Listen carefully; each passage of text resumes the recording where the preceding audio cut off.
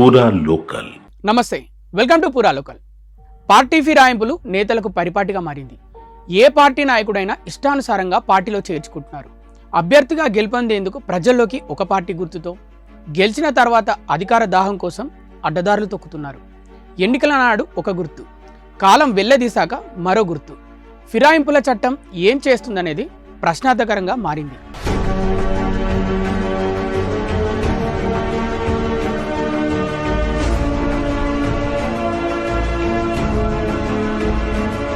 ఒక పార్టీలో గెలవడం, మరో పార్టీలో చేరడం, అక్కడ మంత్రి పదవి రాకపోతే ఇంకొక పార్టీలోకి మారడం.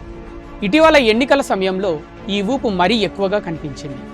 పోటీ చేయడానికి టికెట్ ఇవ్వకపోయినా, రాదు అనే అనుమానం వచ్చినా వెంటనే పక్క పార్టీ కండువాలు వేసేసుకుంటున్నారు. ఇవన్నీ ఓటర్ల ఆదేశాలను అణగదొక్కే అవకాశవాద రాజకీయాలు, ప్రజాస్వామ్య సమగ్రతను దెబ్బతీసే ప్రమాదకర చర్యలు. వీటిని అరికట్టేందుకు ఎన్నికైన ప్రభుత్వాలకు స్థిరత్వాన్ని చేకూర్చేందుకు పార్టీ ఫిరాయింపుల నిరోధక చట్టాన్ని తీసుకొచ్చారు. దీంతో అనర్హత వేటుకి అవకాశం ఏర్పడడంతో జంపింగ్ల జోరు తగ్గింది. రాజీవ్ గాంధీ సర్కార్ పార్టీ ఫిరాయింపులను నియంత్రించే లక్ష్యంతో 1985లో 52వ రాజ్యాంగ సవరణ చట్టం ద్వారా రాజ్యాంగానికి 10వ షెడ్యూల్ను చేర్చి దానిలో పార్టీ ఫిరాయింపుల నిరోధక చట్టాన్ని చేర్చింది. ఆర్టికల్స్ 101, 102, 190, 191లో పార్టీ ఫిరాయింపుల గురించి వివరించారు. ఈ ఫిరాయింపుల నిరోధక చట్టం నిర్ణయాధికారం ఆయా సభల స్పీకర్లపైనే ఆధారపడి ఉంటుంది.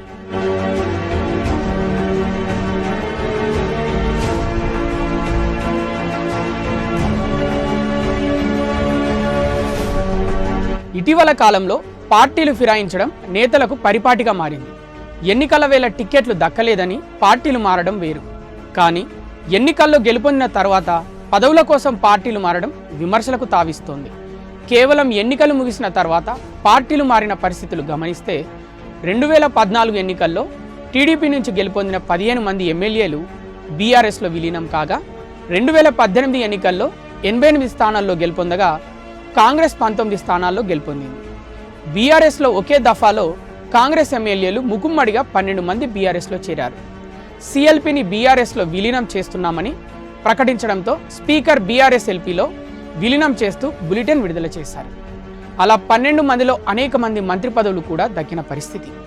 ఇది బీఆర్ఎస్ ఆ ఎన్నికల్లో వ్యవహరించిన తీరు అయితే 2023 ఎన్నికల్లో కాంగ్రెస్ అధికారంలోకి వచ్చింది. కాంగ్రెస్ 64, బీఆర్ఎస్ 39, బీజేపీ 8, ఎంఐఎం 7 స్థానాల్లో గెలుపొందింది. లోక్సభ ఎన్నికల నాటికి పరిస్థితి మారిపోయింది. బీఆర్ఎస్ నుంచి గెలుపొంది కాంగ్రెస్ గూటికి చేరారు.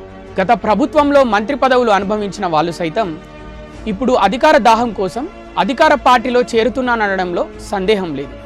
భాగ్యనగరంలో ఒక ఎమ్మెల్యే, ఉమ్మడి వరంగల్ జిల్లాలో మరో ఎమ్మెల్యే, నిజామాబాద్ జిల్లా పరిధిలో ఒక ఎమ్మెల్యే కాంగ్రెస్లో చేరారు.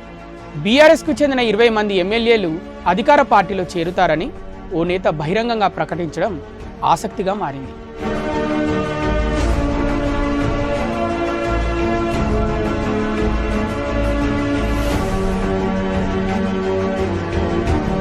ఇలా ప్రతి నాయకుడు అధికారం కోసం పార్టీ కండువాలు మార్చుతున్నాడే తప్ప ప్రజా సంక్షేమాన్ని ఆకాంక్షించి కాదనేది అర్థమవుతుంది. అనతి కాలంలోనే బీఆర్ఎస్ మరింత ఖాళీ కానుంది. నిన్నటికి నిన్న పోచారం శ్రీనివాస్ రెడ్డి కూడా హస్తం బాట పట్టారు. దీంతో బీఆర్ఎస్కు గడ్డుగడియలే దగ్గర పడ్డాయని పొలిటికల్ ఎనలిస్టులు అంటున్న మాట. ఇక ఇలా కండువాలు మార్చే నేతలకు పార్టీ ఫిరాయింపుల చట్టం భయం లేకుండా పోయిందనే చెప్పాలి. ఒక పార్టీపై గెలిచి అవసరాలకు అనుగుణంగా కండువాను మారుస్తున్నారు. చిత్తశుద్ధి ఉంటే గెలుపొందిన పార్టీకి రాజీనామా చేసి నచ్చిన పార్టీలోకి వెళ్ళి గెలుపొంది తిరిగి చూపించడం అనేది ప్రజాస్వామ్య ఎన్నికల వ్యవస్థకు ఆదర్శవంతంగా ఉంటుంది. అలా ఈ మధ్యకాలంలో ఇద్దరే నాయకులు చేశారు. ఒకరు ఈటెల రాజేందర్ కాగా మరొకరు రాజగోపాల్ రెడ్డి.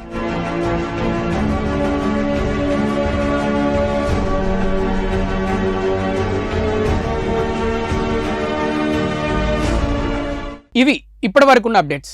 మరిన్ని అప్డేట్స్ కోసం చూస్తూనే ఉండండి పూరా local, your choice for local voice.